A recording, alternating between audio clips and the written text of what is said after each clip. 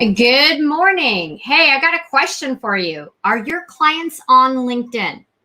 They are? That's great news. Have you wondered about LinkedIn ads and what they could do for your business, but you're not quite sure where to start, how to get a campaign started, which type of ad you should create? I get it. They're confusing, right? One thing I can tell you for sure is that LinkedIn ads are very, very different from Facebook ads. And I've got a secret weapon for you today. His name is AJ Wilcox. He's a friend and colleague. We know each other from social media marketing world. We have a lot of fun there, and we'll share some stories in a minute. But in this episode, AJ is going to share who should and shouldn't do LinkedIn ads. They're not for everyone, okay? Note to self.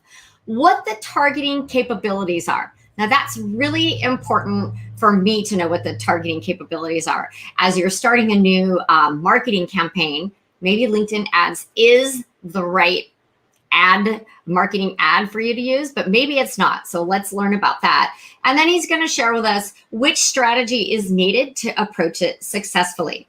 Now, AJ Wilcox, he's a LinkedIn ads pro who founded B2LinkedIn. I said it again, B2Link.com. I just want to say LinkedIn. How do you say linked and not LinkedIn? He's an official LinkedIn partner. Pretty snazzy, AJ. I'd like to know how I can get in on some of that action. He's also the host of the LinkedIn Ad Show podcast, and he's managed among the world's largest LinkedIn ad accounts. He's also a ginger and triathlete, something we have in common. Oh, not the red hair, the triathlete part. We'll talk about that. And he lives in Utah with his 4 wonderful children, and he has a very special company car. Now, here's the thing. He told me what his company car is. I'm not going to tell you. I'm going to give someone a free Starbucks card if you can tell me what you think AJ's company car is. So at the end of the broadcast, we'll tell you what his company car is. And if someone guesses it, the first person to guess what his company car is, I will gift you a Starbucks coffee on me. Hi, everyone. I'm Mary Fain Brandt, LinkedIn strategist and chief inspiration officer over at the LinkedIn Bakery. And this is bite-sized tips for busy entrepreneurs. And a big shout out to today's sponsor, who is StreamYard. StreamYard is how we are going live. I'm actually broadcasting on 3 platforms to 5 profiles. And it's all so easy to do with just a click of the button. If you want to learn more about StreamYard, I'll be putting a link in the comments after the show. And then you know what? Let me know where you're watching from. What kind of business are you in? What do you want to learn today? You have got AJ here for 30 minutes to give you some free advice, and he charges thousands of dollars. So drop those comments in. We want to know what your questions are. And we always want to nurture our network. So if I haven't met you, welcome to the show. If I know you, drop in a little hello, good morning, cheers with a coffee. So let's go ahead and get started. Let's welcome AJ to the show. Hey, thanks so much for having me. Can you hear me all right? I can. Thanks. Yes. I'm going to take this. You know, you make overlays and then they cover up delete background. No, it didn't go. I'm sorry. I'm trying to delete the background. It just didn't. There we go. So I had someone make me a background. I was like, oh, that's not going to work because it's important for everyone to see our names, right? Yeah. It was beautiful, though. If you can get it to show on top. I know. Ooh, really good. I know. Like, leave the bottom, you know how it is. And thank you for wearing blue, my official brand color. Woo! That's exactly what I did. It's also my brand color. So I know. And it's LinkedIn. I know. But I want to think that you wore that for me. So in the introduction, you know, I said that you have a company car, but I didn't say what it was because I'm going to have a contest. If someone can guess what your company car is, I'm going to send them a Starbucks card. Sweet. So at the end of the show, I want to make sure that we go back and you tell me what your company car is. I don't think anybody is going to get it because it's very, very unusual, in my opinion. So, you know, I always like to tell people, you know, first off, AJ, thank you so much because I know you're so busy. You're an amazing human being. I love how we met at Social Media Marketing World, and that you just let me, I said, hey, can I interview you? And you're like, yeah. I was like, oh my God, AJ said yes. And then it became this thing every year. I'm like, I'd see you in the community, the networking plaza, like, AJ, want to do a live interview? You're like, yeah. And then we get other people involved at the table. So I just kind of like to always share something personal about the person I'm having on the show if we have that connection. And I just think you're amazing. Well, thanks. I think the same for you. I treasure every year that we get to hang out at Social Media Marketing World. Hopefully in 2021, it's in person again, because I'm so glad we got to hang out a little bit before. I know. That was like the last big conference of 2020. It really was. So, so we have something in common. You're a ginger and triathlete. So what do you think we have in common? I'm going to say triathlete. I've done 3 triathlons. Yes. And Mission Bay sprint, they're sprinter triathlons, or but still it's a triathlon. And I started in my mid 40s doing them. That was my first. A friend that was 10 years younger was like, hey, let's do one. I'm like, huh? She's 10 years younger. So we started running and biking, and I already swam. So what's your favorite leg of the triathlon? Ooh, I have to say swimming, because I'm certainly like, I'm a bigger guy, so I'm never the fastest runner, and physics works against me every time I try to bike up a hill. But swimming is kind of like I'm just good enough at swimming to pass the people who are terrible at it. And of course, they'll come and pass me on the bike in just a few minutes, but it at least makes me feel like I'm like getting a good start. I like the swimming part. Now I learned this, my second triathlon, the first time people told me to elbow. If people get too close, I was like, I can't do that. That's mean. My second triathlon, I was like, elbow, get out of my way. You're blocking my path.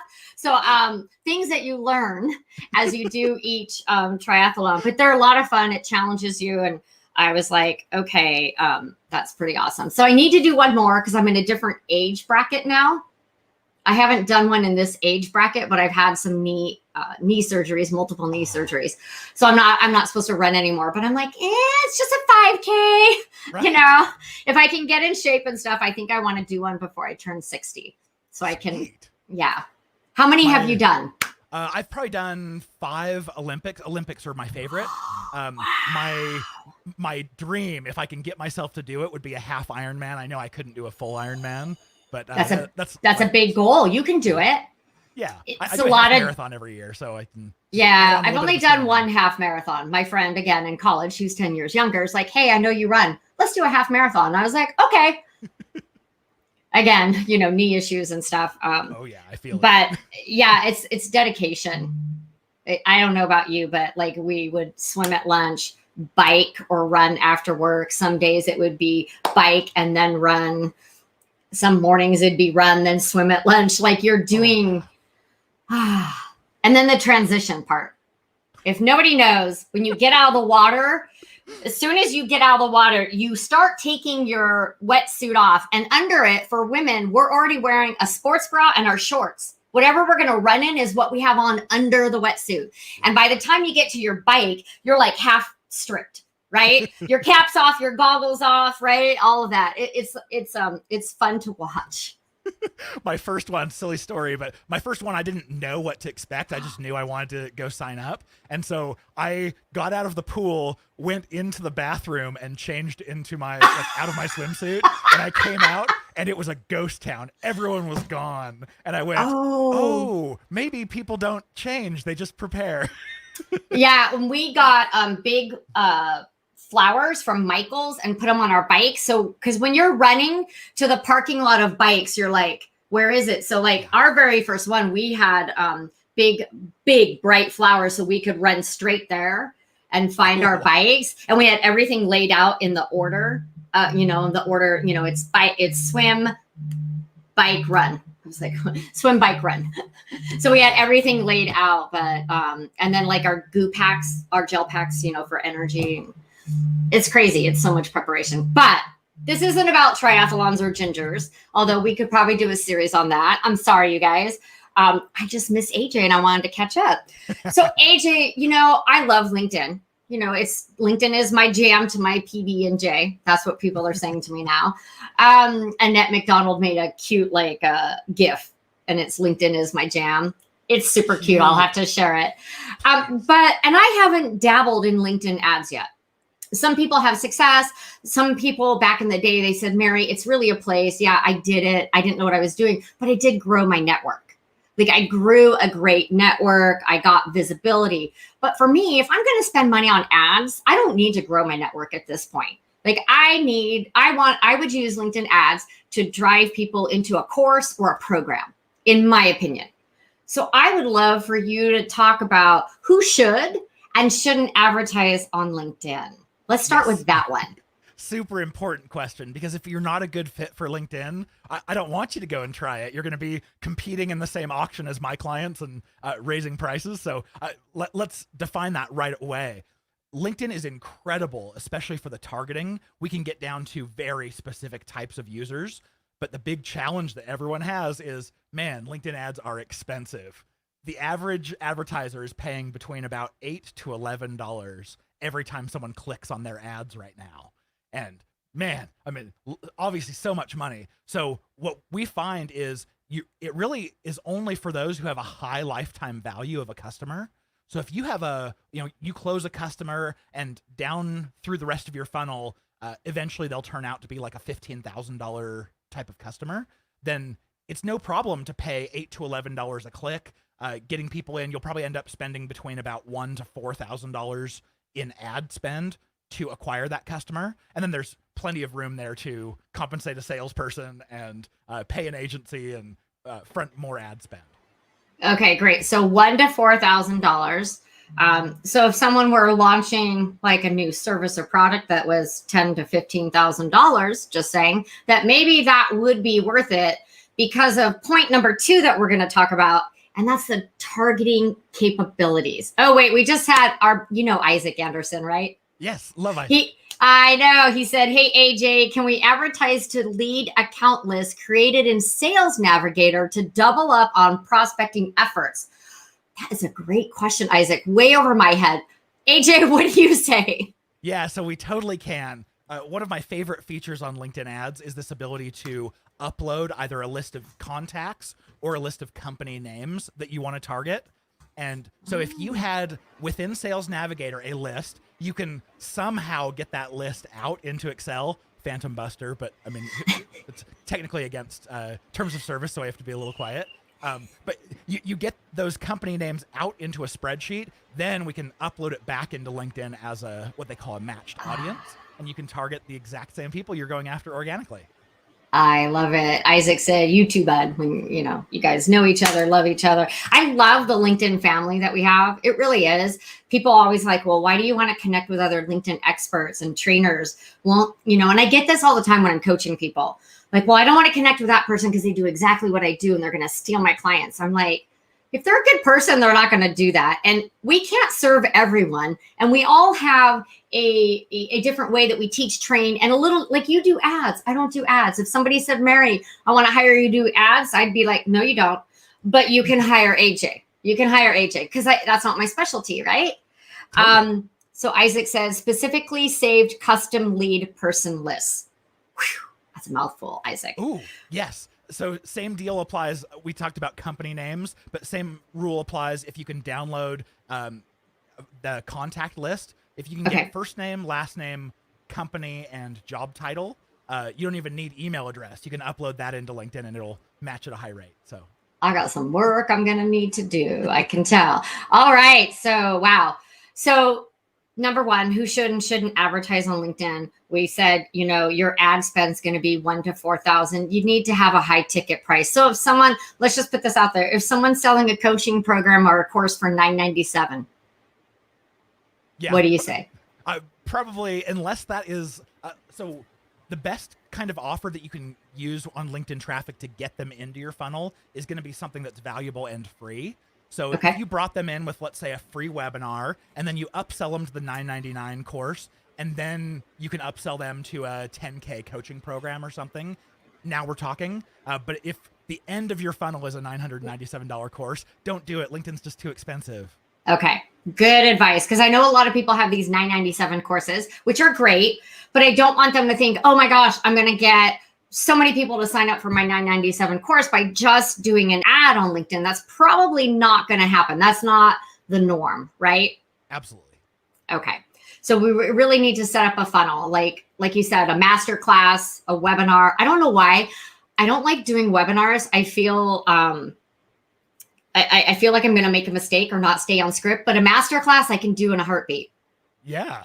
I don't know why. I just don't know why. But a master class or a webinar, get people. So you would use the ad to advertise the master class or webinar to get them funneled in there. And then from there, you could upsell them to whatever program that you have. Yes. And then the value behind LinkedIn ads is getting in front of exactly the right people. Yes. So if you know that every person who would be attending your webinar is someone who has the budget and the authority, they're the right role to make the decision. They feel your pain that you solve. All of those are fantastic. Yeah. Even if you only have like 10 people on your webinar, if all 10 are amazing, right? You're good to go. People always think it's always about the numbers. Like you need to have 10,000 followers and a 20,000 email list to grow and scale a business. You need the right people. It's not numbers. That's vanity, you guys. I like to have a diverse network on LinkedIn. Not everyone there is going to be my client. There are people for me to learn from. There's people that I collaborate with. Some will be referrals. Some will be clients. But I think that we have to change our mindset, right? And so if you have, let's say you have a webinar and you have 50 people and 10 of those buy from you, that's a success. Oh, yeah. Big success. Fantastic webinar. Right? Like, let me do that now. So we talked about the targeting capabilities. So is there any, you kind of touched on those. Can you walk us through like how someone would actually do that? Like what they need to think about? Yeah, I think in my mind, when you're talking about a target role, you can break them into two separate pieces. You want to understand who the person is and then what type of company they represent. The reason why is like, if you told me that your ideal customer was a CFO, but your product costs like $1,200 a month, I'd be like, well, your customer is not a CFO of a 2-person company. Like, you got to make sure that you're targeting a large enough organization to likely have the budget that is needed to do business with you. So for the role, you can think about targeting them by their job title. That's kind of a given, but their seniority, their department that LinkedIn calls job function, their skills, groups they're members of, and several others, but those are kind of the main ones that we love. And then on the company side, the other things you can layer on to make this a better audience is you can layer on the company's size, their industry, and if you're doing like what Isaac's talking about, account-based marketing, where you're targeting just specific companies, you can even target by a specific company name.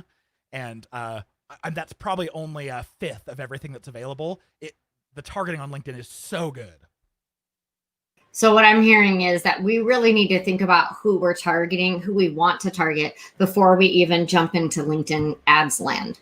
I'm going to call it LinkedIn ads land. Yeah. Yeah, you totally can. One thing I'll throw out there is that it doesn't cost anything to create a LinkedIn ads account. You don't spend until you actually send an account or like an ad live. So you can go and create all of these audiences. You could create even a dummy campaign. Just explore like. Oh, I like that idea. Kind of like test it out, create a dummy campaign, figure out what, because, as business owners, we always are like, oh, I want to do this. I want to do this. I want to do this. I want to do this. But everything costs time and money. It just does. So, exactly. Before we jump into, okay, Mary, let's all, I have some clients, and if they're watching, they're probably going to go, oh, let's do LinkedIn ads. Be like, well, let's think about it. How many other fish do you have in the frying pan? Are you going to have the time to go through and create that target audience? So I love the idea of creating a dummy campaign and kind of getting comfortable with that. That's a great idea. And there's also a nice little bonus. If you create an account, it will prompt you to create what's called an insight tag. And it's a little piece of JavaScript. And don't let this geekiness deter you. It's the same thing that Google and Facebook and Twitter all give you as well. You put this little piece of JavaScript on every page of your website, have your webmaster do it, if that's all sounding foreign. And what LinkedIn starts doing, they give you free audience demographics on your audience. And what? So that's crazy. Yeah. And it's the same kind crazy of stuff. Good. Yeah, exactly. And it's so underappreciated. I would imagine a lot of people out there know about Google Analytics. Yes. Free insights into like your website traffic. Maybe a few know of like Facebook Analytics, that they kind of break down who someone is socially on your website. LinkedIn has the same thing and no one knows about it. And it'll break down your website visitors by their seniority and what job titles and what companies. And this doesn't cost anything to do. Like, okay, so free. I do Tuesday tips. So, I'm going to have to do a little research on that. I'm going to give you credit because you're where I learned it from, but I'm definitely going to put that out to my audience, because who doesn't want free insights? Exactly. And I didn't know that. It's not. So the thing about LinkedIn, you guys, and AJ, I think that you'll agree, they don't actually email us or call us and say, hey, we've got new features. We find out from each other. It's true. Yeah. So, in fact, if we have time at the end or something, I'm more than happy to show B2Linked's own website demographics. I would love to see that, because Okay, I'm a cool. visual learner. So I love that. All right, I'll have that ready. Wow, that's amazing. So definitely going to share that with everyone. I'll go back and take some notes from this session. I've already learned so much. And I'm kind of thinking next year is my year to try LinkedIn ads. Sweet. Yes, I'm going to dive into that. So the third tip or top item that we wanted to talk about is what strategy is needed to approach this with success. And I think we've kind of covered a couple things, but what's that overall strategy that someone needs to have to really get the most out of a LinkedIn ads campaign? Yeah, I think we touched on it a little bit, but I'll go here deeper because there's a point I really want to punctuate. If you can see actually over my shoulder here, there's an acronym called AMO, and it's what we've boiled down the 3 things that you need for every social campaign, and it stands for your audience, your message, and your offer. And the audience is why we come to LinkedIn. It's access to this highly targeted, highly professional audience. The message is just the ad format you choose, what you say, what image you use. Not super difficult. But the offer. This is by far the most important piece of what you're doing on LinkedIn, because there's kind of a range of things you could ask someone to do. You could do something very low friction, like, hey, come and read my blog post. And you could have something very high friction, like come and buy something or talk to my sales rep. And both extremes really should be avoided on LinkedIn, because the low friction stuff, everyone's going to be willing to click to come to your blog. And if you're paying $8 to $11 per click to get blog readers that aren't going to convert, it's really expensive. And on the opposite side, people aren't on LinkedIn surfing around going, man, I wish I could find a vendor to do business with today. They're not seeking that stuff out. But if you stick with something valuable, but still gated, still a lead magnet that's kind of in between, that's really the bread and butter. It's the golden approach on LinkedIn. Come up with some kind of free content that solves a major pain point or satisfies a major curiosity for your users. And if you can do that, you'll end up with an asset that gets like a 15% or higher conversion rate. And that's when I know we've actually solved a real problem. Wow, that's interesting. So I love the ammo. I put that in the comments. Pro tip, ammo, 3 things you need for every social campaign: audience, message, and offer, right? Totally. That's it. Okay, I like that. So that's going to be one of the tips that we share after the show, because we always, yep. Ooh, maybe that might be controversial. Like if I had a picture with a gun, like, darn it. That's true. Maybe like a Nerf gun, something obviously soft. Oh, that would be funny. Okay, I could do that. But yeah, so we always share like 2 to 3 pro tips after the show of the knowledge bombs that you're dropping. So thank you very much. So just to recap, who should and shouldn't advertise on LinkedIn? You really need to have a higher ticket item, and you need to get people off LinkedIn into your funnel. So if you don't have a funnel, you're not ready. Yeah. There are advertisers out there who are making it work. They'll like have someone fill out a form on LinkedIn, get their email address, and reach out from there. And it's all super manual. So much better if you have an established funnel. Yeah. Great. So you have to have a funnel, and you have to have a higher ticket item, higher price ticket item. The targeting capabilities are off the rock here. Like, I can't wait. I want to create a dummy campaign. I do want to start playing with it. And, you know, I just love all the tips that you gave to us, because I think that that helps break it down that you can do this, but it is not cheap. It's not like Facebook where you can drop $100, $200, $300 and get, you know, something. So it is more high ticket advertising, but still cheaper than hiring a PR firm, you guys. And if you know your target audience, I know my target audience is on LinkedIn and I know they need help. Okay. I know that they're there, but they don't know how to use it. I'm creating a new program. So that's why I'm saying I think that this is going to be something that I'm honestly going to look into Q1 in 2021. What does that ad campaign for me look like? And put my marketing money there. Because it is a high ticket item. So now I'm ready. Remember, we talked last year. I was like, oh, I'm not ready. You know, I wasn't, my item was, you know, career coaching and some other $9.97 products, but that wasn't it. But things are changing this year. So I think it's time. Woo-hoo. Okay. So you want to show us the website? Do you want to share your screen? Yeah, sure. Okay. I'm going to hit share screen. Share screen. Yeah. Just tell me when you see it pop up here. It'll pop up on my side and then I have to bring it in. So. Okay. All right. So it says I'm sharing. There you go. Okay, perfect. So what you're looking at here, this was just right where it dropped me when I went to website demographics. And again, this is what you get when you create an account and then install this little tracking script on all of your website. Oh my gosh. And here's the breakdown you can get. You get to choose your time range. So I'm just looking at the last 30 days. You can look at job function, which is like people's departments they represent. So I'm like 49% of my visitors are marketers, which makes sense. We could look at individual job titles. So lots of founders and CEOs who are coming. Yeah. We could look at individual companies. I hope I'm not outing anyone here, but LinkedIn employees make up 5% of our website traffic, which is funny. Ourselves are showing up here. But yeah. I love it. I love this. Oh, I totally want to geek out on this. I want to go set up an account and get this. And I'm in Salt Lake City. And so I guess it's no surprise that a lot of people from Salt Lake are coming, but New York, San Francisco, I mean, it very closely aligns with where our clients are. So yeah, go set it up. It's free. No one knows about this. It's amazing. Oh my gosh. Now, do you have to have Sales Navigator to have this? No. Okay. I just want to make sure I'm clear. So you don't have to have Sales Navigator to get the insight tag and put that on your website. Yeah. You just have to create a LinkedIn ads account. And you do that by going to linkedin.com/ads.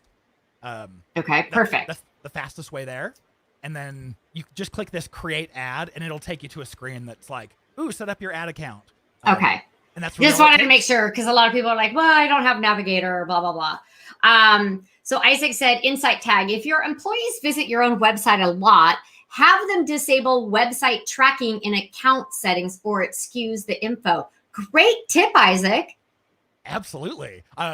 Isaac, reach out to me after, because I actually implemented a really insane script on the back end that basically removes anyone from the tag firing who's like in my 3-city radius. Wow. If there's an easier way to do it than what I did, I would love to hear about it.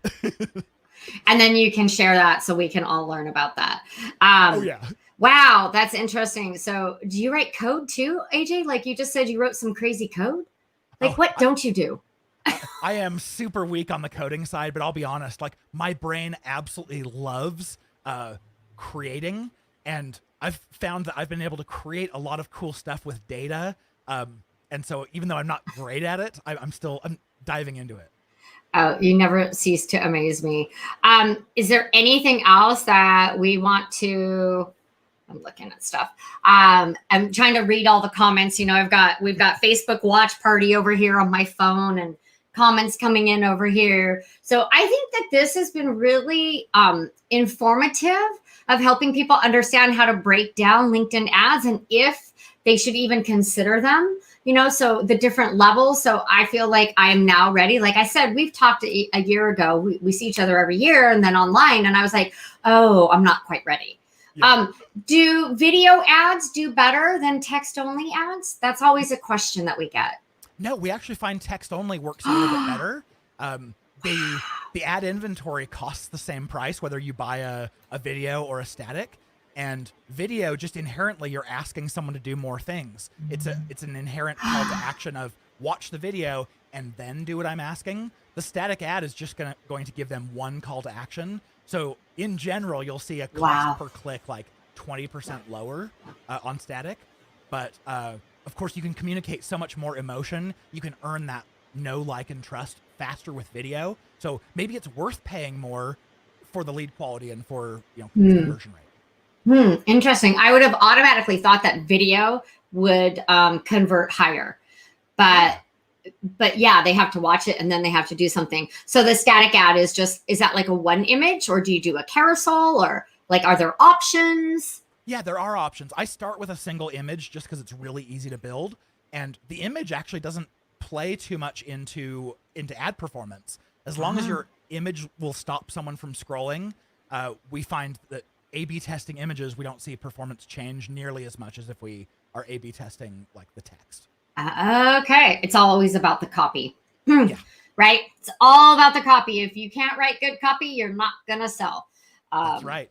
And on LinkedIn, you've got to get right to the point and get the value out super quick, because people are in a hurry. They're on their way to go do something. Yeah, that's true. All the fluff and stuff that doesn't really belong on LinkedIn. Totally. Yeah, I totally agree with that. Well, AJ, we're going to wrap up the show because I know you're super busy. And I, again, thank you so much. AJ, if someone wants to learn more and hire you for ads, because it's not something I do, folks. He's the guy. Wait, I always do it backwards. He's the man. How do you want someone to find you? Obviously, I'm going to say LinkedIn.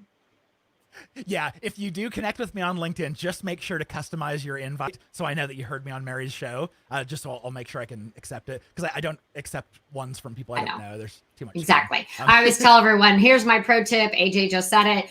If you really want to connect with someone, you send a personal note with it, because you have a 53% higher chance of them accepting. And people like AJ and myself, I have enough connections that I can't go through and connect and vet people anymore. I used to vet people, read their profiles. I'm like, I can't do that. You need to send me a note.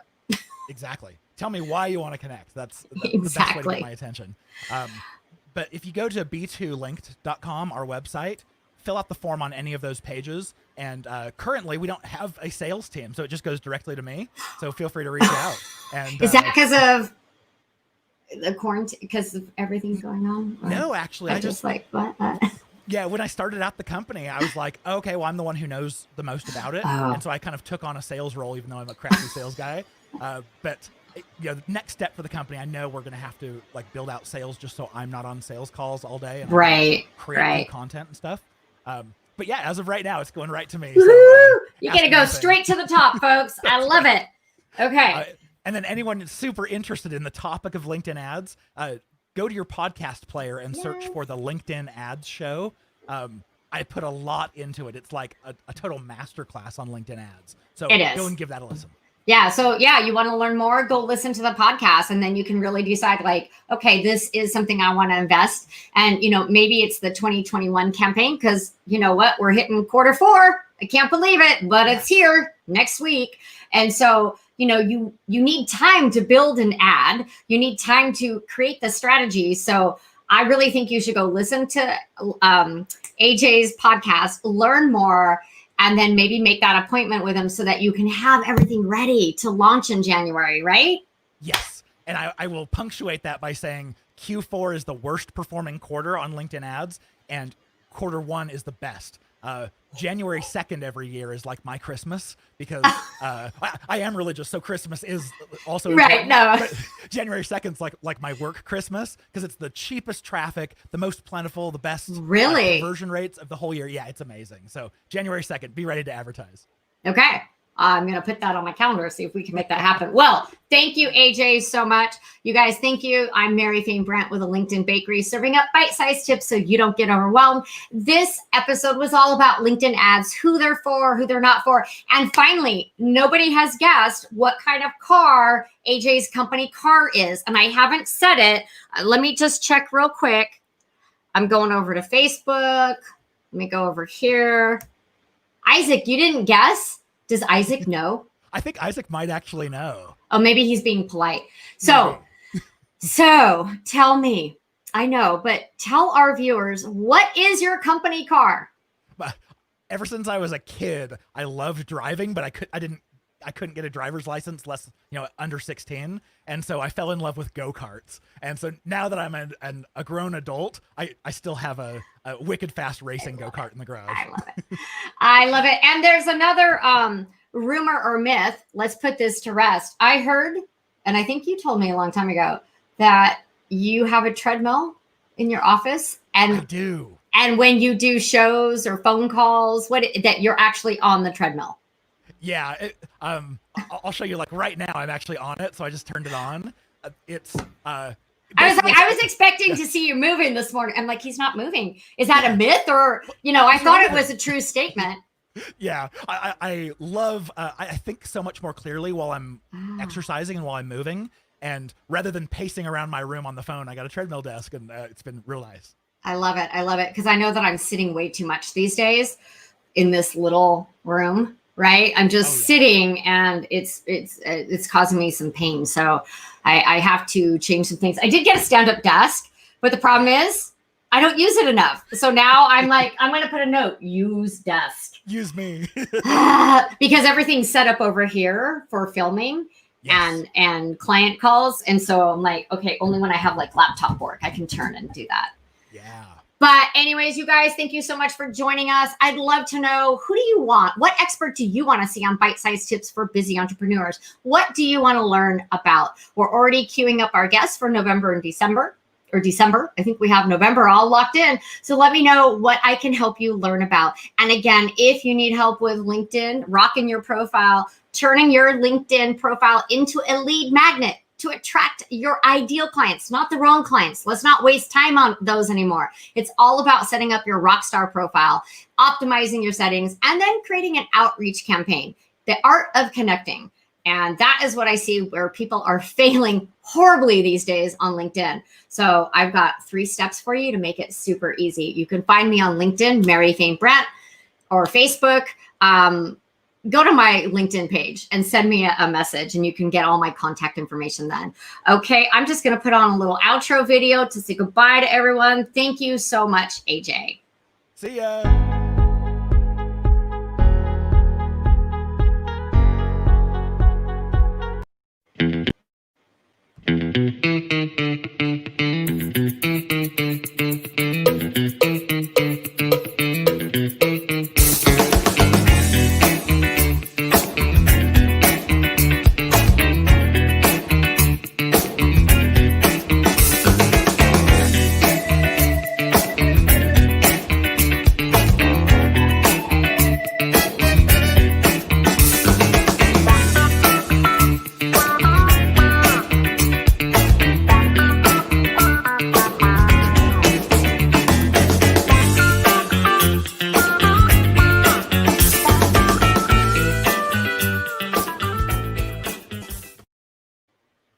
Okay, wasn't that fun? We're just trying some new things. Why not like live it up a little bit, have a little fun? So that was our outro. AJ and I were dancing behind the scenes. Don't worry, you didn't miss much. I love it. It's like slap bass, just getting funky. I loved it. Dun, dun, dun. Okay, you guys, this has been so much fun. Thank you so much for joining us. Please reach out to AJ on LinkedIn and myself on LinkedIn. Let us know how we can support and help you grow your business, and get ready for 2021 because it is going to be a fabulous year. No repeats of 2020, right? Yes, get 2020 out. Okay, you guys, have a fabulous day. Stay fabulous and informed every day.